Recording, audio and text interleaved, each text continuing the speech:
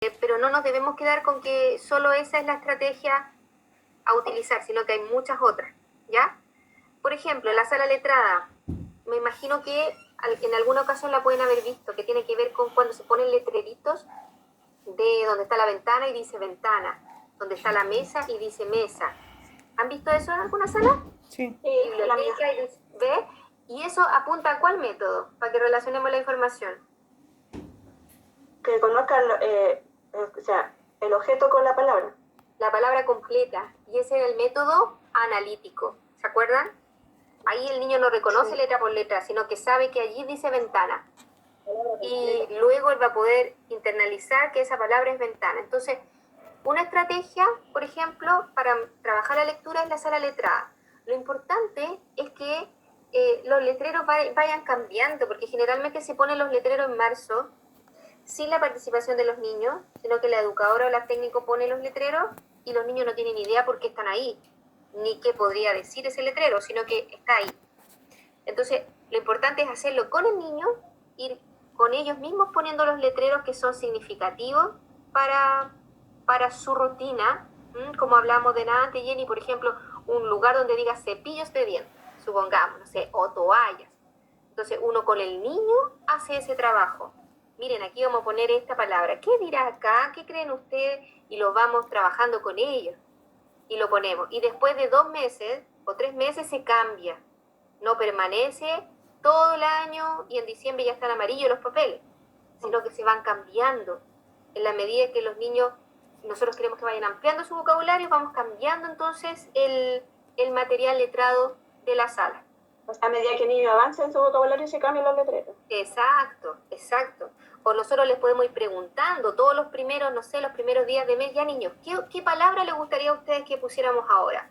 Y ellos nos van a decir pared, qué sé yo, lápices, y incluimos 2 palabras nuevas o 3 y las pegamos con ellos. Y eso es lo importante de la sala letrada. A veces hay salas letradas preciosas que tienen miles de letreros, pero si tú le preguntas al niño, oye, ¿qué dice ahí? No tiene idea, no sabe para qué está el letrero ahí. No tiene ningún significado ese letrero para él. Entonces a veces es mejor poner poquitos letreros, pero con los niños ir cambiándolos a llenar la sala de letreros y que nadie entienda qué es lo que allí dice. Voy a avanzar un poquito más rápido, chiquillas, porque vi la hora. Chute, ya son las 7. Mire, caminata de lectura, no sé si lo habrán hecho alguna vez, que cuando uno sale con los niños, puede ser en el patio del jardín, o puedo salir a dar una vuelta a la manzana, o puedo salir a un lugar más lejano, y los niños van con una libretita, por ejemplo, que ellos mismos pueden haber elaborado, o un papelito doblado, lo que ustedes quieran, y ellos van con la idea de buscar alguna letra. Supongamos que hemos trabajado todas las vocales, entonces vamos a ir al ambiente a buscar vocales, y vamos a encontrar justo un letrero que dice no estacionar, y el niño va a encontrar ahí la O, y va a decir, mira, encontré la O, ah, qué bueno, y lo puede escribir en su libretita. Y luego a la vuelta de la caminata, conversamos, ¿qué escribiste tú? ¿Qué encontraste? Encontré la O, ¿y dónde la encontraste? Ahí donde había un letrero, ¿y qué es lo que habrá dicho ese letrero? Y vamos interrogando a los niños, y interrogándolos de buena forma me refiero, y vamos a extraer esa información y él va a poder memorizar, digamos, de manera más significativa lo que ha visto en su entorno. Y como les digo, puede ser en el entorno del jardín o uno puede salir fuera. ¿Lo han hecho eso? ¿Lo han visto? No, por lo menos no. ¿No? En verdad que lo escucho. ¿Verdad? Es súper, bueno, yo lo hago siempre, es súper como común, aparece en todos los libros también del ministerio. A los niños les encanta hacer su propia libreta, yo les hago que ellos la hagan. Fabriquen su libretita, le ponemos, qué sé yo, clip y cositas, le ponen decoración en su tapa y salen con su libretita y un lápiz. Y van registrando lo que a ellos les llama la atención y lo que van buscando. También se puede hacer buscar números, caminata de los números, y vamos buscando números en las calles, en los autos, donde ellos vayan encontrando los números. Y luego al volver a la sala, entonces se realiza una reflexión de qué vi, qué encontré, por qué estaba ahí, qué habrá dicho, etc. Es súper entretenida esa. Las disertaciones, ¿han escuchado a los niños disertar? Sí. Eso es más común, ¿cierto? Bueno, la idea de la disertación es que los niños mejoren su expresión oral, adquiriendo ciertos conocimientos y luego los puedan ellos compartir con el resto de sus compañeros. Lo importante es que la disertación sea un trabajo que él quiera hacer, no que yo le diga tú vas a disertar de tal cosa, sino que ojalá que el niño pueda escoger sobre qué le gustaría disertar y que lo trabaje en su casa con su familia, que hagan un papelógrafo, que él pueda tener como claridad de qué es lo que va a decir. A lo mejor el papelógrafo, dependiendo de la edad de los niños, podría incluir algunas palabritas. No importa que no las conozca, que no las pueda leer, pero que si él va a disertar sobre el león, él sepa que allí dice león y va a reconocer la L, quizá, y al lado de león va a haber un dibujo de un león. Entonces esto tiene que ver absolutamente con la lectura. Sin obligar a los niños que no quieran participar de este proceso, y orientar mucho a la familia en la preparación. Hay familias que a veces quieren que el niño diga muchas cosas y maneje mucha información, y eso no es como lo fundamental de esta experiencia, sino que el niño se sienta contento y pueda comentar lo que a él le parece relevante del tema escogido. Y hay una diferencia con las exposiciones. No es lo mismo disertar que exponer, porque exponer tiene que ver con haber hecho algún material. Por ejemplo, no sé, en el mes del mar, cada uno escogió un pez para hacer con cartón, con esto, con lo otro, y luego se hace una exposición de ese material que cada uno hizo. ¿Y qué es lo que hace el niño? Cuenta a los otros compañeros del otro nivel, por ejemplo, cómo hizo esa ballena, cómo hizo ese pez. Y esa es la diferencia entre una exposición y una disertación. La disertación es un trabajo que preparan en casa, con la familia, y la exposición es algo que han hecho en el jardín, y que ellos han hecho un material con sus manitos y luego lo presentan a los otros compañeros o a las tías de los otros niveles o a los mismos papás, etc. Jugar a leer, esto tiene que ver cuando los niños, por ejemplo, les gusta un cuento y siempre les gusta el mismo cuento y leen el mismo cuento cuando tienen espacios para leerlo, y llega un momento en que él es capaz de leerlo solito, pero no lo está leyendo, por eso se llama jugar a leer. Y el niño dice, había una vez una niña que usaba una capa roja, porque lo ha escuchado tantas veces de ustedes o de otros adultos significativos, que ya él puede jugar a leerlo. Entonces, esta experiencia, esta estrategia se refiere a trabajar con los niños en el jugar a leer y leerles en reiteradas ocasiones un texto que a ellos les guste, de modo que luego ellos lo puedan intentar leer solo. Y no solamente se refiere a cuentos, sino que, por ejemplo, poesías. Los niños se aprenden fácilmente una poesía, y si nosotros la tenemos escrita, podemos jugar a leer la poesía. Ellos ya se la van a saber, pero lo van a hacer como que leen. Y eso es jugar a leer.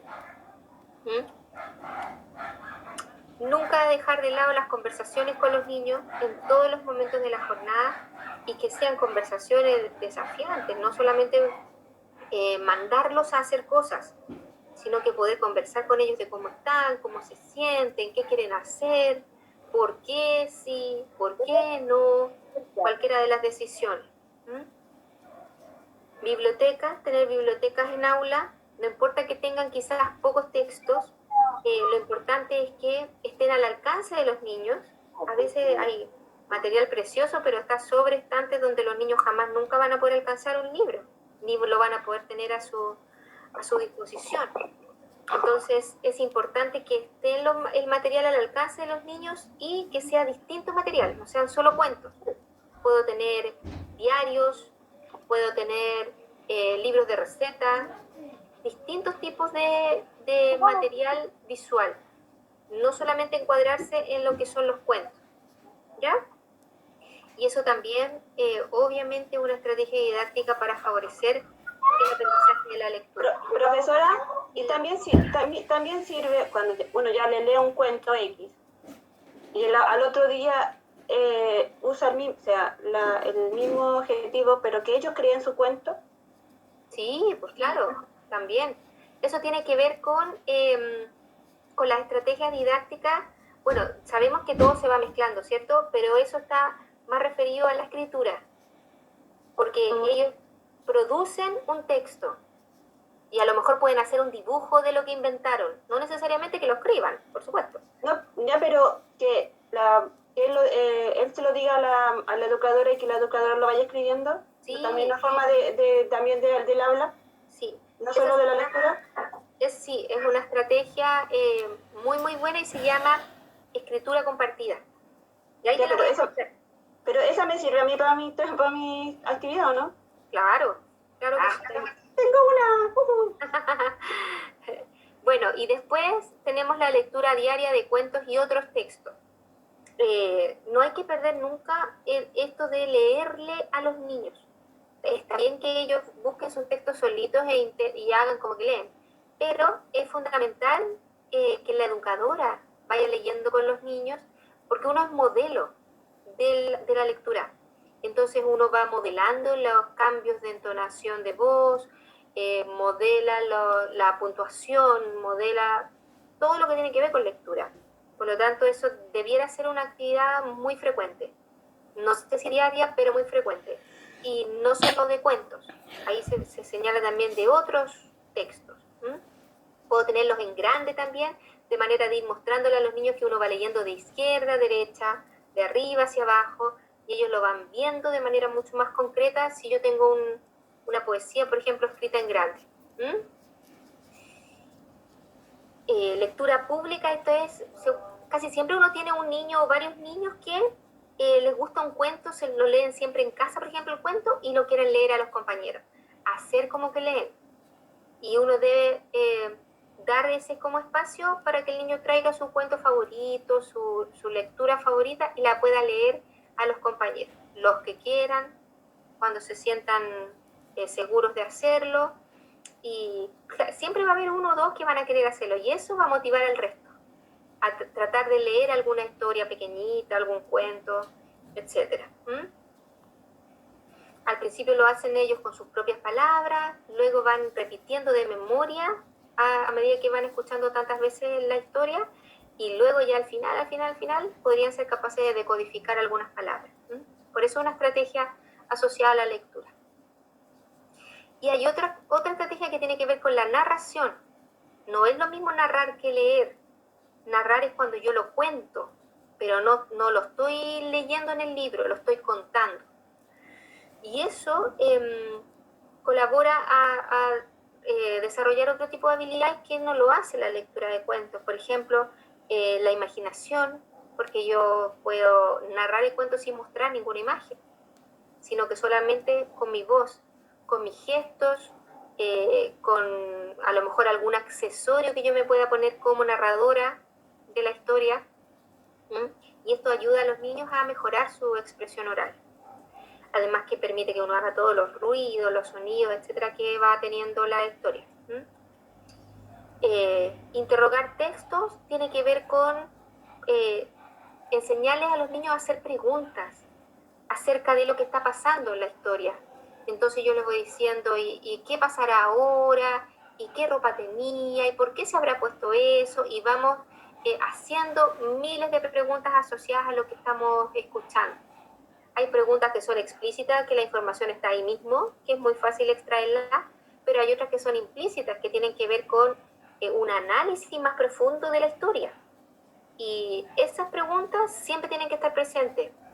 No necesariamente solamente preguntar de qué color era la capa que la niña llevaba en el bosque, sino que por qué llevaba alimentos, por ejemplo, por qué la abuelita estaba en la cama, otras preguntas que no tienen que ver con la información explícita de la historia.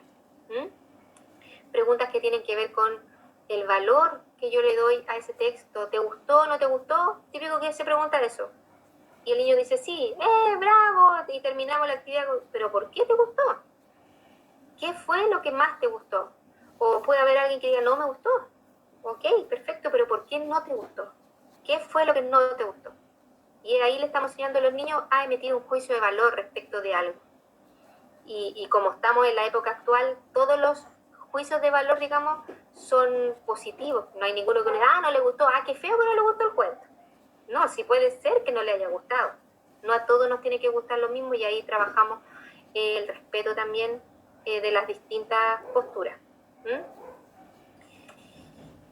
Lista de asistencia, no sé si en sus salas tienen alguna lista, algo que los niños puedan visualizar dónde está su nombre y eso favorece obviamente la lectura. Yo tengo los nombres de ellos puestos en un panel aparte y ellos cuando llegan en la mañana sacan su nombre y lo ponen en el panel, digamos, que está en la pared. Entonces así nos vamos dando cuenta quiénes vinieron y quiénes no han venido. Cuando son chiquititos se puede poner la foto, por ejemplo, del niño y el nombre, juntito. Los míos que ya eran más grandes teníamos solo el nombre. Pero es súper bueno trabajar con la asistencia de los niños porque es algo que para ellos es muy significativo. Entrar a la sala y darse a conocer de que ya llegaron, a ellos les gusta esa parte. ¿Alguna duda, chiquilla? Corrí. Escritura también tiene que ver de cuentos, poemas. Les voy a mandar el otro, el de escritura, ¿ya? Porque no lo vamos a alcanzar a compartir. Se lo voy a mostrar súper rapidito. A ver si lo podemos ver. Tiene que hacer lo mismo que hagan el otro. Sí, voy.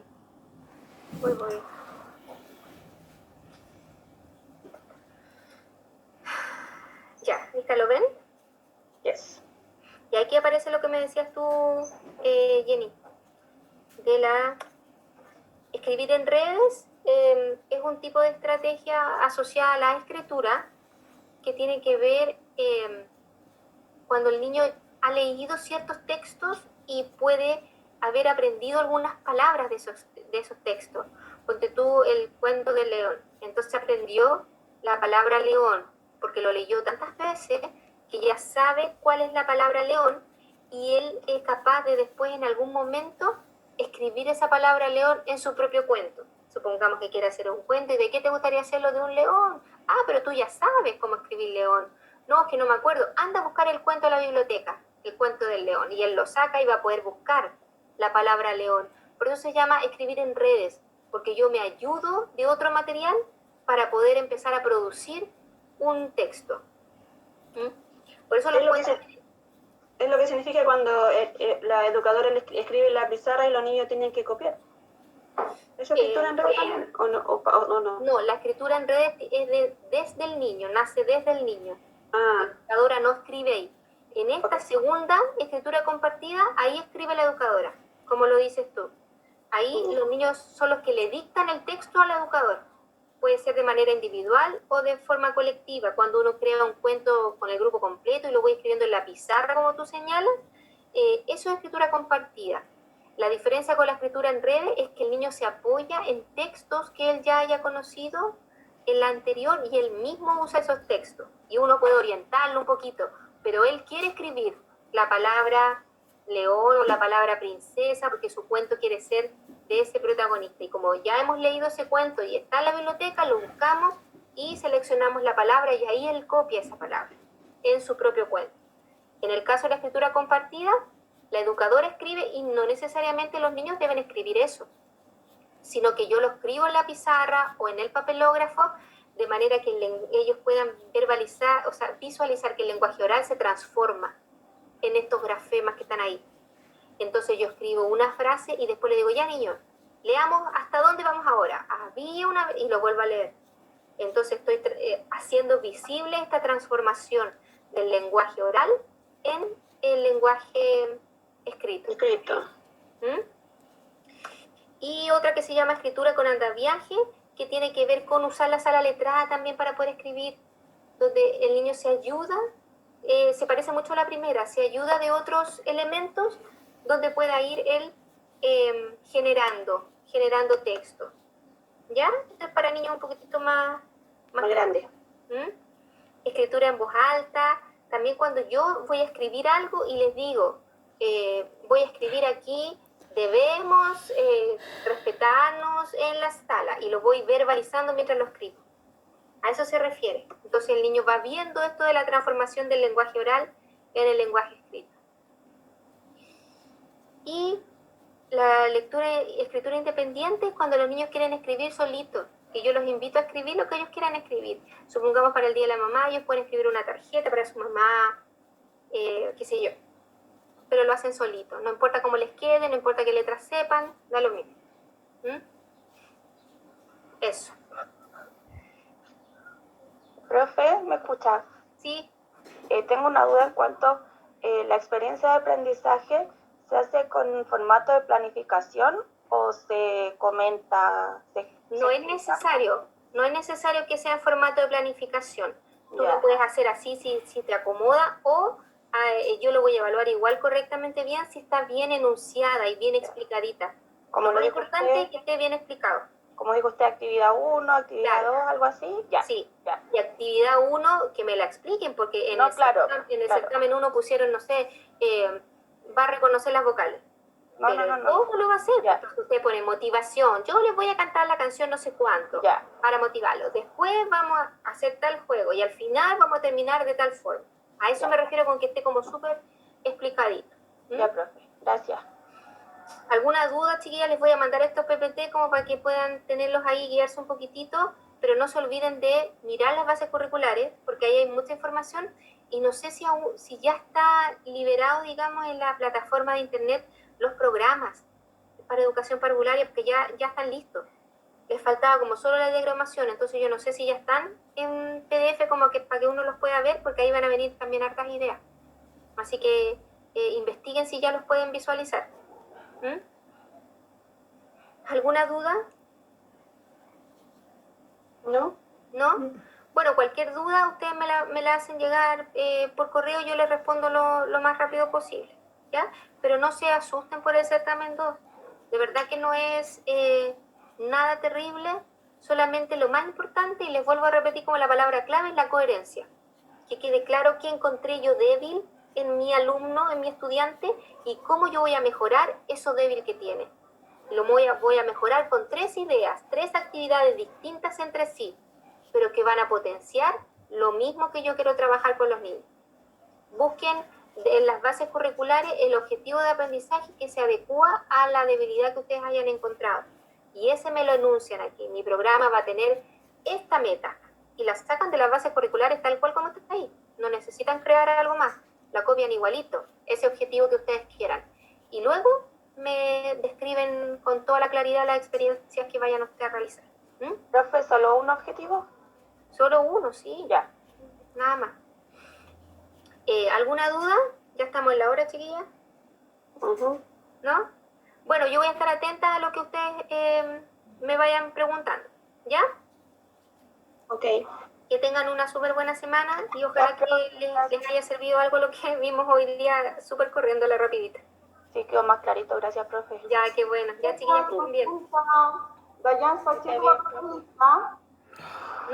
No te preocupes por la lista. Ya.